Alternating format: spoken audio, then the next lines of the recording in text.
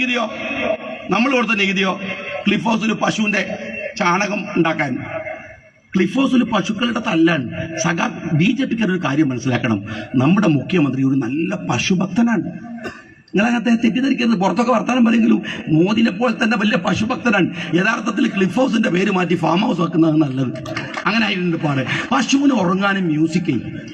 പശുവിന് ഉറങ്ങാൻ നമ്മൾ ഇവരുടെ പ്രസംഗമൊക്കെ കേട്ടിട്ട് ഉറങ്ങണം, നമ്മളെ പ്രസംഗം കേട്ട് ഉറങ്ങണം. ഇവരോ പശുവിന് ഉറങ്ങാൻ 10 ലക്ഷം റുപ്യൻ്റെ മ്യൂസിക്. അവിടെ നീന്തൽ കുളം ഉണ്ടാക്കാൻ 19 ലക്ഷം റുപ്യ. എൻ്റെ സഹോദരന്മാരെ, ആരോടയിൽ നീന്തുന്നത്? പിണറായി വിജയൻ നീന്തുമോ? അയാൾ ഒരു സ്റ്റെപ്പ് ഇറങ്ങാൻ വയ്യാഞ്ഞിട്ട് ലിഫ്റ്റുള്ള ബസ്സുമായിട്ടാണ് വന്നത്. അത് ഞങ്ങൾ ഇവിടത്തേക്ക് ഇങ്ങോട്ട് വരണമെങ്കിൽ ആ സ്കൂളിൻ്റെ മതിലിലൊക്കെ പൊളിച്ചിട്ട് ഇവിടെ വരും. എന്നുവെച്ചാൽ അയാൾക്ക് 2 അടി നടക്കാൻ വയ്യാത്ത ഇയാളാണ് സ്വിമ്മിംഗ് പൂളിൽ നീന്തുന്നത്. പിന്നെ 50 ലക്ഷത്തിൻ്റെ സ്വിമ്മിംഗ് പൂളിൽ ആരാണോ നീന്തുന്നത്? മോളും മരുമക്കളൊക്കെയോ? അവർക്ക് നീന്താനാണ് ഞങ്ങളെ നികുതി പൈസ തരുന്നത്? അവർക്ക് മുങ്ങിക്കുളിക്കാനാണ് ഞങ്ങൾ നികുതി